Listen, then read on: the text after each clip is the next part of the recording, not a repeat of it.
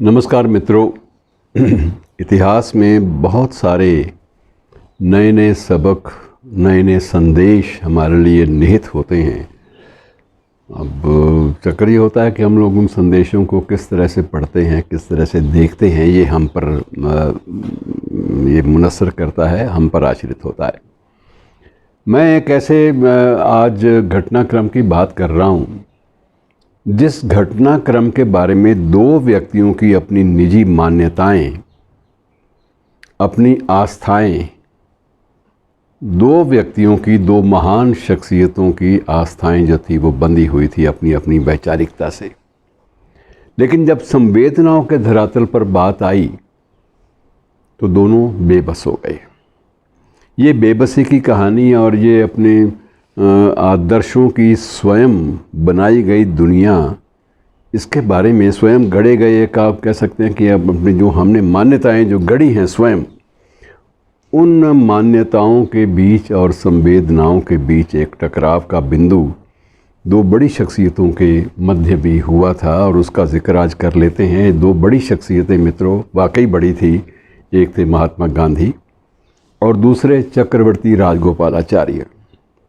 चक्रवर्ती राजगोपालाचार्य भारत के प्रथम भारतीय गवर्नर जनरल थे और इसके अलावा वो एक बहुत बड़े विचारक, बहुत बड़े लेखक के रूप में भी उनकी ख्याति थी और दक्षिण भारत के एक प्रमुख हस्ताक्षर भी थे वहाँ की राजनीति के। पुरोधा भी आप कह सकते हैं कि वो पुरोधा थे। सबसे ज़्यादा वरिष्ठ उस क्रम में नेता थे चक्रवर्ती राजगोपालाचारी। उनके बारे में वो एक कद ऐसा है, एक नाम ऐसा है जिसके बारे में ज़्यादा परिचय देने की आवश्यकता नहीं है। लेकिन ये घटना जो है, ये घटना इन दोनों की संतानों के बीच में थी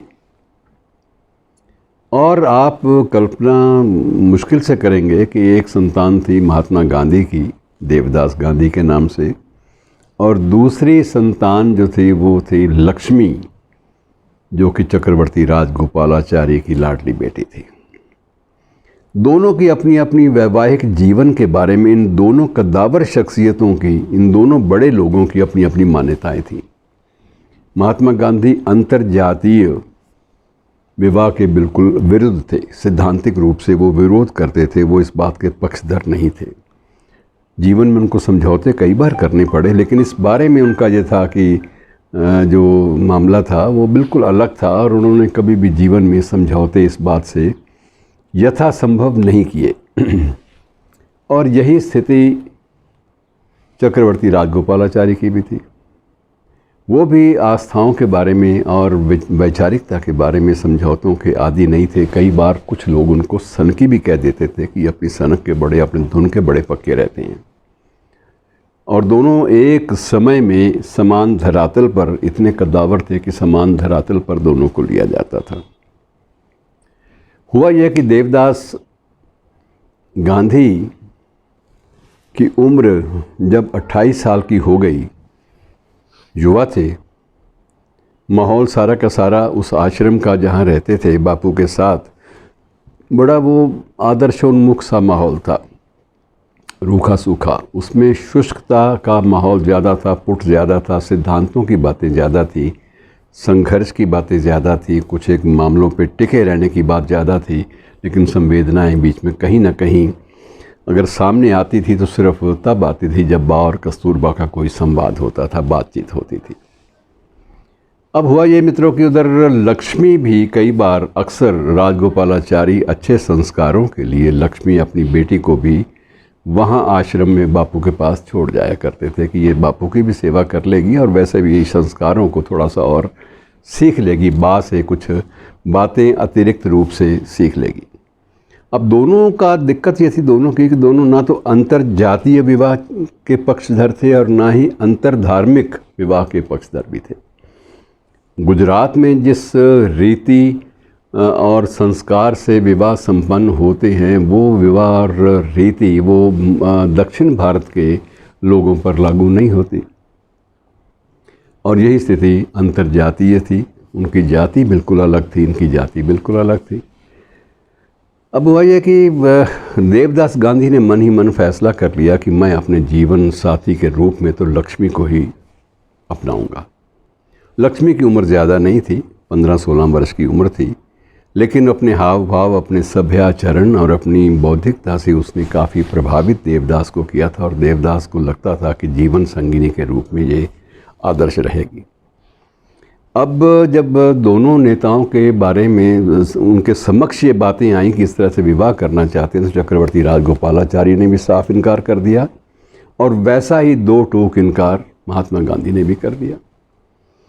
अब हुआ ये कि लक्ष्मी को तो राजगोपालाचारी अपने घर ले गए, लेकिन देवदास की हालत विक्षिप्त सी हो गई। उस वक्त के जो इतिहासकार हैं वो बताते हैं कि वो बिल्कुल ही दिन रात लक्ष्मी को ही याद करता रहता और उसकी स्मृतियों में खोया रहता।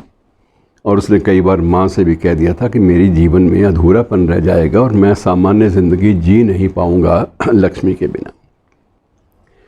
लेकिन बात अलग हो गई जब देखा कि एक प्रकार से संबंधों में दुराव आने लगा है। तो उस वक्त कुछ बड़े लोगों ने बीच बचाव किया, दोनों कद्दावर शख्सियतों को समझाया कि कहीं ना कहीं तो आपको समझौता करना पड़ेगा।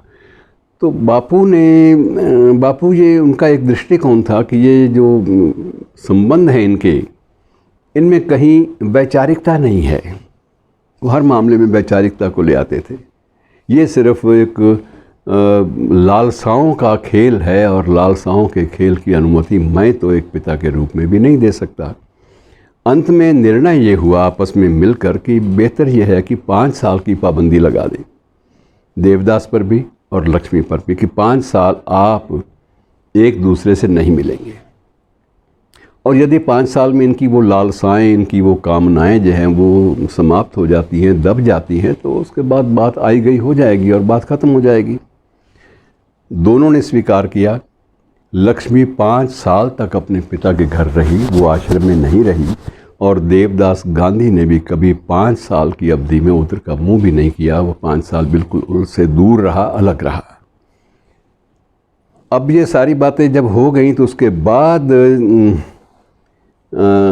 जब सामने स्थिति आई 5 साल के बाद, तो बात वहीं की वहीं, वो अवधि पूरी हो चुकी थी जो दोनों ने जो निर्णय लिया था। और उन दिनों एक पुस्तक आई थी, बाद में आई पुस्तक, तो गोपाल कृष्ण गांधी की, आप उनके बारे में जानते हैं, उनकी एक किताब थी और उसमें था कि letters from C Rajagopalachari to Mohandas Karamchand Gandhi. ये पुस्तक की उन्होंने संपादन किया था। अब इसमें भी उन पत्र व्यवहार के उन पत्रों के माध्यम से भी ये बात स्पष्ट होती थी कि दोनों राजनेता ना तो किसी निष्कर्ष पे पहुंच पा रहे थे और ना ही वो कोई निर्णय दो टूक ले पा रहे थे। और लेकिन धीरे धीरे उनको समझ में आ गया कि यदि हम अपना मन नहीं बदलेंगे, यदि हम अपनी बात पर अड़े रहेंगे, तो ये निश्चित रूप से हम अपनी संतानों को खो बैठेंगे।